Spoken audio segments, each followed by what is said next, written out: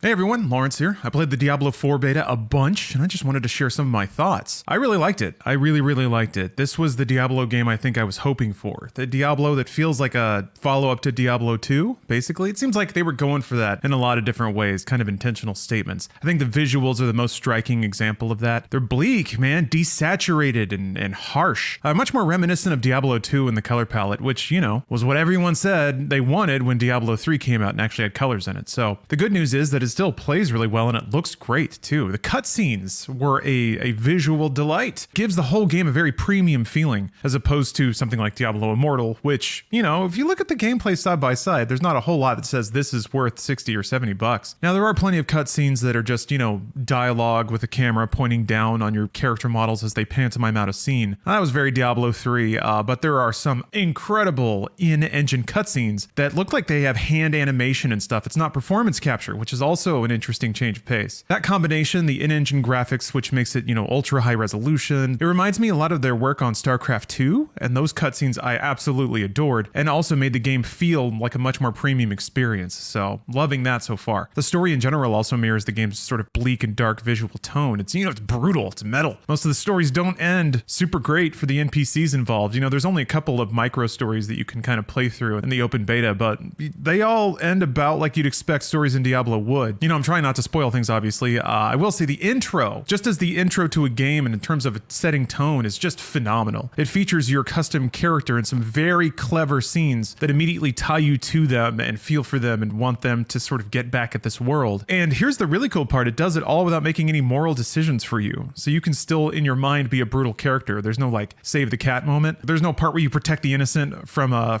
zombie or something, which is ironically the very first thing you do in Diablo 3. In Diablo 4, you're just trying to survive, and there's a lot of demon shit that really wants to kill you, and that's where the conflict comes from. At least so far. Again, I'm sure it'll change as the game goes on. Controls wise, the game is great. It starts off slower paced than Diablo 3. Again, closer to Diablo 2. But once you start to form a build around some item drops, it speeds up, your power level shoots up, you get more familiar with how to play, and then it starts feeling a little bit more like Path of Exile, where there's these interconnected webs of buffs and debuffs in your skill tree that you can kind of form a build around in conjunction with the gear you get. It's the sort of thing where, say, this move will slow enemies, and then you have another move that'll do bonus damage to slowed enemies. So you start with like a 1-2 punch, and then you build it from there where each skill feeds into the other ones, and you can kind of branch down your skill path based on what happens in the fight. It gives you something to think about, something to work on while you're just killing waves and waves of dudes. Every class also has a dash on a cooldown and some skills that are explicitly about mobility. So now they can make these boss fights with huge cleaves that you have to dodge. And that's kind of what I'm most interested in about this game and where it tracks. Will the game's high end be skill or stat based? Like, will you just have to grind up the items and then kill a thing? Or will you have to hit the right buttons at the right time? That also plays into how the game might monetize, but I'll get into that in a second. In terms of the skill aspect, I fought the world boss a couple of times, and it's very much hit the right buttons at the right time to not die, which is very promising. My hope is that there are challenges in the game you can't just grind your way through, you have to actually be good to do it, but we'll see. Ironically, at that point, I think it might trend towards World of Warcraft raids, where you have entire groups of people trying to accomplish these mechanics together. So we'll see where that plays out. And I have to say, the standout thing that I hope people talk about a lot is the game's audio, both the sound effects and the music. It's pretty cool. So now you gotta kill all their asses. At least I hope. Oh, this music, man. I've always thought that audio, pun partially intended, was the quiet hero of Diablo. The sound effects of killing enemies, their screams when they die, there's some comedy mixed in there from their perspective.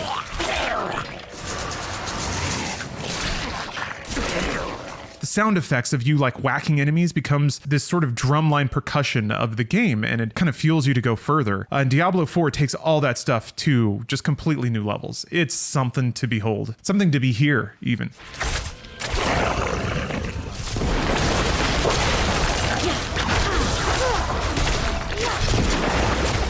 The music is sweeping, it's mysterious, it's dangerous, it's a lot of somber violin because it's very cold and alone. Thanks.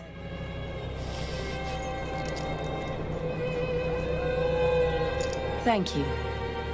The sound effects are just outrageous. The thunderclap that hits when the sorcerer does lightning effects is so crisp and so round, powerful sounding. I don't know how to describe it. Boom! That's a cool sound. But I stuck with that build just to hear the sound over and over again. And yeah, just the music is really on another level. You should check it out. I'm sure it's been uploaded to YouTube by now, but I would often stop for minutes at a time to just take in the score. It takes a while, but when that acoustic guitar with a reverb dumped all over it comes into the score, it's just amazing. Just good stuff. Now for monetization. After Immortal, I can understand being concerned about monetization, and we obviously don't know. You know, none of that stuff is in the game yet, and it probably has not even been decided on yet, and probably won't be until closer to launch. I'm sure Blizzard's still debating exactly how to do it right now, but I didn't see anything that jumped out as a red flag right away, like this is where they're going to ask all your money. The transmog system in the game already is so easy and functions so well that it's just the only reason they would make it that good this early is because paid cosmetics will flow through it. But if that's it, that is not a problem at all. If it's just, you know, you can make your armor glow and you just click in the menus to do it, you know what, fine, that's fine. I don't think that's anything to worry about. Apart from that, it gets a little fuzzier. There's a lot of currencies and crafting materials that flow through the game's economy. It's very easy to imagine buying bundles of those currencies, which could help you level your gear in a pinch, I guess. I don't know. Monetization nowadays, it has to be a few steps removed from directly influencing the game so that it doesn't feel like you're just paying your way through the game. Everyone knows you are, but it has, you know, you have to shake hands with some dude outside first. So all I can figure is it's something like you can buy a currency that allows you to buy keys or an enchantment that opens a special chest at the end of a special dungeon sort of deal. Something like, you know, there's a currency you can earn every week, but it's capped, but you can get around the cap by paying money. I feel like it'll probably end up being something like that. Something that gives you just like a 1% stat buff if you want to just grind your life away and dump money into the game. Again, there's no evidence of anything like that in the game right now. Based on what they did in Immortal and how it might work in this game, I'm just theory crafting. Sacred items and unique items can drop. Nightmare sigils drop that unseal nightmare dungeons. Having like items grant access to dungeons makes me a little uncomfortable. Like if there's an economy about access to dungeons or access to area, I guess it's just Diablo Immortal really. Has made me like kind of get a little squeamish at that.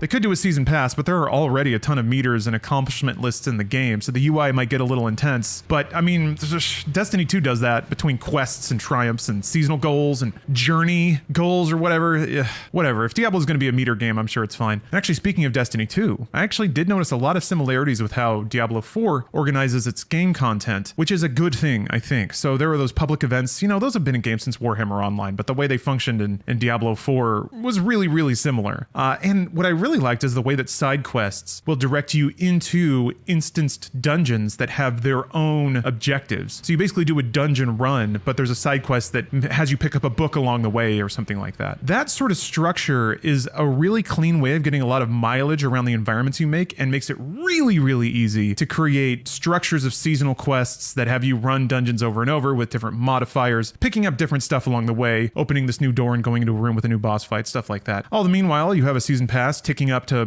glowing wings or fancy boots with wings on them for your little demon chopping fella. I don't know. To me, the game's structure and the way that it's presented implies a whole lot of long-term replayability, not to mention the layering on of additional quests or seasonal content after release. So that's another monetization hook is essentially what I'm saying. But that's all theoretical. I'm just really, really excited after playing the beta. There's only a couple of things that would kill my excitement right now. So if there's progression gaps in the game that kind of make you pay your way through it, like there's a boss you just can't kill until you buy a particular piece of gear that lets you start killing things at that level and getting gear at that level, you know, like hard caps basically. That would suck because I would like to see high-end skilled content from this game, and if they put paywalls in the way, it's gonna bum me out a little bit. But even still, if the retail game is 60 hours of the content that was in the beta and it asks you, you know, retail price for that, I can live with that. I think that's great. I want to see all the environments in the game. I want to hear all of its music. I want to see where its story goes, mostly because I just love how brutal the cutscenes are. So yeah, I'm kind of into it. I think what comes on the disc will be worth the price. We'll see if they really get into your brain stem and try to extort money out of you. But anyway, the open beta is coming up. That starts on March 24th, runs to March 26th. So if you're interested, you should check it out too. Okay, this week on the stream, it's going to be a bit choppy here and there. I actually joined a new Final Fantasy XIV raid group, so that'll be popping up a little bit more, but in smaller chunks, like more days, shorter times. So I'm excited to see more ridiculous endgame content in that game. Apart from that, it's Resident Evil 4, wall to wall. I'll be finishing up my modded and titillating playthrough of the 2005 version of the game on PC before the remake comes out this Friday, and then I'm just going to go nuts on that because I'm really excited for that. That'll do it. Hope to see you on the stream and see you around the rest of the internet. Bye, everybody.